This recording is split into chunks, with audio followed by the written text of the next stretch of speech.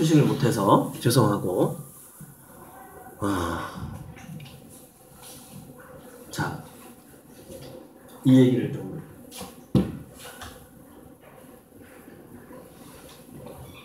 인간은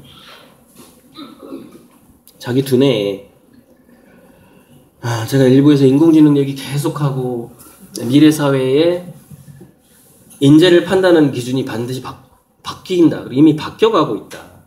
지금은 순도와 온도와 동기부여가 99.9%가 된 아이들이 허심 상태에 도달을 하게 되고 거기서 창의성이 나온다는 걸 사람들이 너무나 잘 알고 있기 때문에 면접을 통해서 늘 물어보는 게 뭐냐면 그걸 왜 시작했느냐 뭐 이걸 꼭 물어보는데 근데 보통 그렇게 되면은 이런 거예요. 예를 들어서 뭐 어머니가 뭐 예를 들어서 무슨 한양대학교 도시공학과라고 쳐봐요. 지금 생각나는 건데 너는 우리 도시공학과에 왜 들어오려고 하니? 딱 물어보면 보통 이제 꼭 합격하는 애들은 이런 어떤 사연이 있어요. 이런 겁니다. 예를 들어서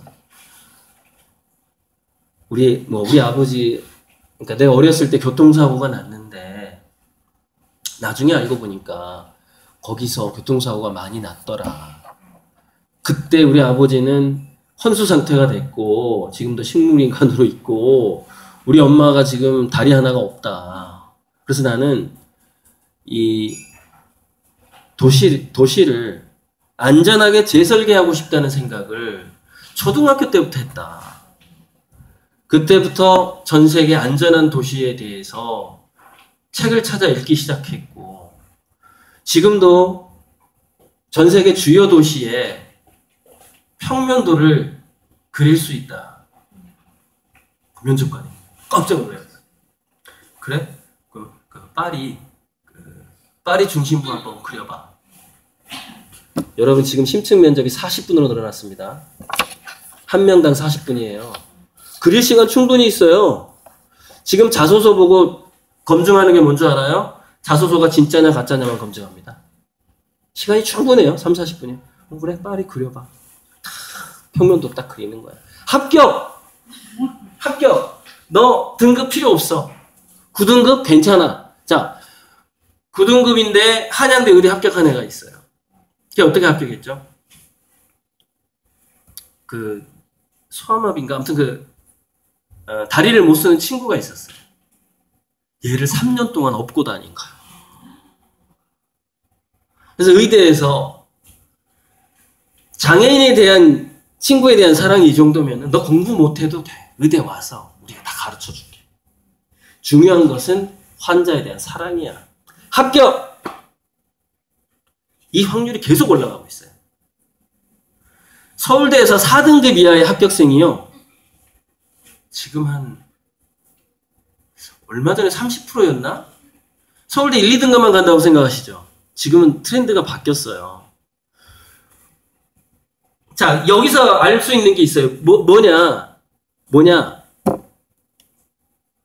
너는 진짜 그 공부를 하고 싶어서 했느냐라는 거예요. 너는 진짜 그 봉사를 하고 싶어서 했느냐. 그러니까 장애인을 3년 동안 업고 학교를 다녔는데 나는 의사가 돼서 사람들을 돕고 싶다. 믿어주는 거예요. 아니 믿어주는 게 아니라 그게 눈빛에서 보여. 왜 진짜가 아니면 그 짓을 못해요. 진짜가 아니면 전 세계 도시의 평면도를 못 그려요. 못 외워요. 진짜 자기는 도시를 안전하게 만들고 싶었던 거예요. 진짜로. 그러니까 뽑아주는 거예요. 지금 다 추세가 이런 식으로 갑니다. 이런 식으로 가요. 근데 지금은 왜 꼭 그런 극적인 사연들이 있는 애만 등급과 상관없이 성적과 상관없이 교수들이 뽑아주냐. 한국 사회에 그렇게 극적인 계기가 없이 뭔가를 제대로 공부해본 애가 없는 거예요. 없어요. 왜? 이미 보상심리에 다 빠져있어요. 3세, 8세부터.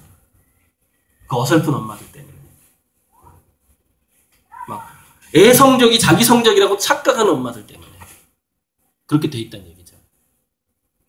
자기 삶은 없이 자기 자녀의 삶이 마치 자기가 평가받는 것처럼 부끄러워하는 엄마들 때문에. 아이들의 두뇌가 이미 자율적인 두뇌에서 타율적인 보상의 두뇌로 바뀌어 있기 때문에. 그래서 별 희한한 자소서를 제가 매년 한 5명에서 7명씩 자소서를 봐줍니다. 무료로. 주변에 지인 애들. 제가 그래도 책을 10권을 쓴 사람 아니에요. 자소서를 쭉.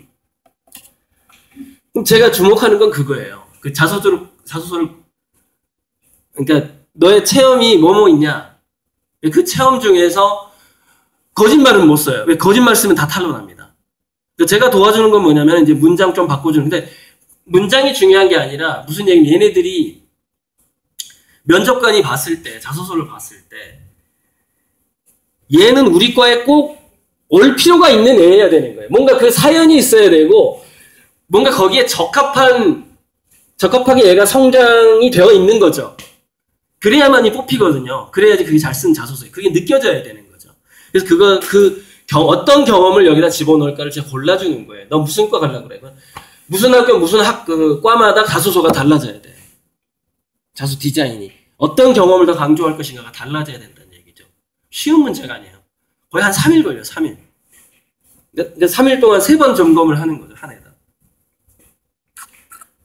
아무튼. 자, 그래서 이게 확대가 되는데 지금은 자, 미래사회 이제 어떤 인재 선발 기준, 어떤 신입사원의 어떤 선발 기준이 바뀌어가는 거에서 지금 제가 얘기를 하는 건데, 지금은 그래서, 그래, 너 파리 평면도 그려봐 하잖아요. 근데 이걸 이제 그려보라는 얘기를 안 하게 됩니다. 왜 안 하게 되죠? 인공지능이 있으니까. 오히려 뭘 물어볼 것 같냐면은, 좀 더 구체적으로 들어가는 거지. 그때 교통사고가 많이 나던 한국의 그 포인트가 애초에 그렇게 설계될 수밖에 없었던 이유. 그때 그 갈등을 해결하지 못했던 인문학적인 이유를 이제 물어보는 거죠. 자, 그때 그 도로가 왜 그렇게 위험하게 났을까요? 땅 주인하고 협상이 안 된 거죠. 그 땅을 팔아야 도로가 이렇게 더 안전하게 될 텐데, 예를 들어서 누가 알바기를 딱 해버린 거야. 여기 딱 해주고 막 비싸게 달라고 한 거야. 그럼 이걸 돌아가야 되네? 커브가 심해지는 거예요. 거기 사람이 많이 죽어나는 거죠. 이 사람 때문에. 아무튼 그런 어떤 이제 인문학적인 이유를 묻는다거나 이런 식으로 좀 더 심층으로 들어가 버리는 거예요, 이제. 인간적인 이유를 묻기 시작하는 거죠. 인간적인. 공학적인 게 아니에요. 공학적인 거는 인공지능이 해결이 가능하니까. 뭐가 해결이 안 돼요? 인간적인 게 해결이 안 되는 거야, 인간적인 게. 앞으로 전 지구상에서 발생할 거의 모든 문제, 공학적인 문제가 아니에요, 이제는. 인간적인 문제가 해결이 안 되는 거예요. 그래서 점점 이제 그런 어떤 사람의 마음을 이해하는 인성, 이런 쪽으로 면접이 점점 바뀌어가게 될 확률이 아주 높죠. 왜? 인간은 거기서 일을 하게 되니까. 인공지능이 대신해주는 그 기능이 인간한테 이제 필요가 없으니까. 그렇게 되는 거죠. 그 다음에 어떤 그런 기본적인 창의성 같은 거, 이런 것들. 이제 구체적인, 시간이 이렇게 갔네. 자, 그래서, 이거 얘기는 못 하겠고요. 이거는 제가 유튜브 최근 강의 보면은, 나오는데. 그래서 구체적으로는 2가지만 좀 실천을 해줬으면 좋겠는데, 제가 초중고등학교에 가서 강의를 하잖아요. 그러면 그 교사들이 있기도 하고, 교사들한테 강의하면 참 차라리 편한데, 저는 항상 그 학교에 2번 다시 안 올 각오를 하고 강의를 합니다. 왜냐면 저는 학부모 편이지 교사나 공교육 편이 아니에요. 교사나 공교육은 현재 과도하게 국가의 재정을 쓰고 있으면서 전혀 효과를 내지 못하는 조직입니다. 그리고 그 조직의 구성원이에요. 편을 둘 수가 없죠. 굉장한 세금 낭비를 하고 있기 때문에. 근데 아까 보니까는 독산초등학교는 굉장히 잘하고 있는 것 같은데 한 가지 단점이 보여서 그 얘기를 하고 싶은데 동아리가 더 많아져야 돼요. 그래서 기타를 싫어하는 애들이 있을 수가 있거든요. 그것을 남들이 선택해 줘 버리면은 그게 옛날 방식이에요. 그러니까 지금 이 시대의 교육은 아닌 거죠. 각자 선택하는 거예요. 동아리가 여러 가지가 있고 각자 자기가 선택하는 거예요. 그죠? 그게 굉장히 중요한데 문제는 동아리가 한 100개 정도 돼야, 그러니까 전체 인원이 300명인데 동아리가 100개야. 그죠? 그렇게 되면은 과열 현상이나 그 경쟁이 완화가 되죠. 근데 애들이 하고 싶어 하는 것은 항상 이렇게 20% 안에 몰려 있어요. 거기서 또 문제가 발생을 하게 되는 거예요. 그래서 이제 그런 부분이고, 그거는 이제 점차 이제 제가 바꾸는 운동을 하고 있어요. 그러니까 전체 초등고등학교부터 동아리형으로 교실에 아주 그냥 구조부터 다 바꾸는 그런 방식으로 지금 책을 쓰고 있고 운동을 하고 있고. 자, 집에서 해줘야 될 건 뭐냐면 아침에 등교할 때 초등학교 졸업하기 전에 자기 스스로 일어나서 학교 오는 것을 가급적 성공시키세요. 그러니까 알람 시간이 울리고 일어나고 밥 먹고 그 전날 예를 들어서 책가방을 챙겨놓고 제 시간에 올 때까지, 제 시간에 얘가 학교를 등교할 때까지 아마 그게 성공하려면 2, 3개월 걸릴 수가 있고요. 그 다음에 2, 3개월이 지나도 실패하는 애가 있을 거예요. 그러니까 제 생각에 성공 확률은 한 90% 정도 나올 것 같아요. 그러니까 10명 중에 1명은 계속해서 실패할 것 같아요. 근데 엄마들은 그 두세 달을 못 견딥니다. 왜 못 견디냐면 일단은 지각하는 애가 되고, 그리고 그러니까 전체 엄마가 딱 이렇게 담합을 해서 하면 되는데 보통 이런 강의 끝나면 전체 엄마가 하는 게 아니거든요. 2, 3%만 그걸 실행하려고 하기 때문에. 그래서 우리 애가 자존심이 상하면 어떠냐. 그러니까 선생님이 야단을 치면은 지각이나 결석을 하게 되는데, 그래서 거기에 대한 뭔가 방법을 강구해야 돼요. 그러니까 너 이왕 늦은 거 그냥 오늘 학교 가지 말고 나랑 저기 박물관이나 가자 이러면서 아예 거기다 뭐 사후에 써내는 거 있어요. 체험학습 이렇게. 그런 식으로 해서 최대한 얘의 자존감을 보호해주고, 보호해주는 방식을 하면서, 그리고 최악의 경우에는 그냥 결석이면 결석해도 괜찮아요. 요즘에 개근상 별로 의미 없습니다. 개근상은 제일 잘하는 게 누구예요? 인공지능 개근상 로봇이 제일 잘해요. 개근상. 필요 없고, 불규칙해도 괜찮아요. 중요한 건 뭐냐면 아까 제가 순도와 온도와 동기부여가 몇 도인지만 보라 그랬죠. 그러니까 무슨 얘기냐면은 학교는 일단은 애들이 가고 싶어하고 활동하고 싶어하는 동아리가 반드시 그 학교에 있어야 되고, 그게 이제 유인책이죠. 얘가 학교를 소풍 가는 마음으로 갈 수 있는 마음을 만들어주는 것이 교사의 역할이고, 엄마의 역할은 뭐냐면은 간접적으로 서포트를 해주되 하루 일과와 하루 생활을 아이 스스로 결정해서 아이 스스로 일어나고 아이 스스로 뭔가를 액션하게 만들어줘야 돼요.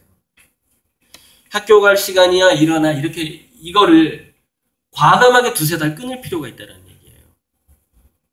그리고 담임 선생님한테 미리 얘기를 해주세요. 당신이 강사를 잘못 불렀다. 이상한 강사가 오더니 초등학교 때 아이 스스로 학교 가는 것을 성공시키라고 하더라. 그러니까 이게 뭐냐면 타율적인 보상 체계를 원하는 두뇌가 자율적으로 바뀌는 데 있어서의 1차 관문이 뭐냐면 초등학교 스스로 가기입니다. 그러니까 초등학교 때 초등학교 스스로 가기를 실패해버리잖아요. 중고등학교 때 바꾸기가 더 힘들어요. 이미 오염된 두뇌인데 이거를 진짜 온도가 올라가는 두뇌로 바꾸기가 나이가 들수록 더 어렵다는 얘기예요. 근데 그걸 해주려면은 학교가 재밌어야 되고, 첫째. 근데 학교가 너무 재미없다. 애가 재미없어 하는데 어떻게 해야 될까요? 자퇴시키세요. 에디슨 엄마의 길을 가면 됩니다.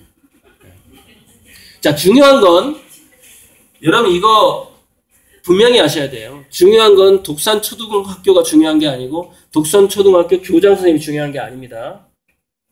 내 아이의 두뇌예요. 가장 중요한 건 내 아이의 두뇌예요. 미래 사회에 의료가 발달하게 되면은 모든 장기를 갈아 끼우면서 800살, 1000살까지도 살 수 있는 시대가 온다는 거예요. 근데 그 시대가 와도 마지막까지 갈아 끼우지 못하는 게 두뇌라는 겁니다. 물론 두뇌를 인공지능으로 옮긴다 뭐 이런 얘기 여러 가지가 있는데 어찌되었건 향후 200년 동안은 우리가 다른 모든 것은 바꾸고 뭐 다 할 수 있어도 바꾸지 못하는 게 두뇌인데 두뇌의 보상체계라는 것은 15세 때까지 어느 정도 결정이 되어버리면 그 이후에 바뀌지를 않아요. 그러니까 넌 창의적이어야 되라고 얘기해도 내가 창의적으로 얘를 안 키워버린 거야. 15세까지. 그럼 창의적이 되는 두뇌가 이미 더 이상 창의적이지 않고요. 아까 그 그래프에서 그냥 어떻게 하면은 잘 노는 애로 만들 것인가를 차라리 생각하는 게 나아요. 그렇게 되면. 그러니까 어차피 백수 될 건데 어떻게 행복한 백수로 좀 만들어줄까? 이 생각을 지금부터 하는 게 낫다는 거죠. 이 얘기가요. 지금은 실감이 안 들겠지만 5년 후면은 2023년쯤 되죠. 2022년이면 실감이 확실하게 될 겁니다. 아, 인간은 100% 실업자 되겠구나. 지금 그 느낌이 안 오실 거예요. 5년 후에 옵니다. 아마 내년부터 올 수도 있어요. 2018년부터. 대량 실업이 급속도로 일어납니다. 우리나라에서. 우리나라가 자동화 속도가 제일 빠릅니다. 아무튼 다 잊어버리고 초등학교를 스스로 가게끔 한번 내가 성공시켜 보겠다. 거기에 대해서는 제 보충 강의를 들어주시고 강의 마치겠습니다. 감사합니다.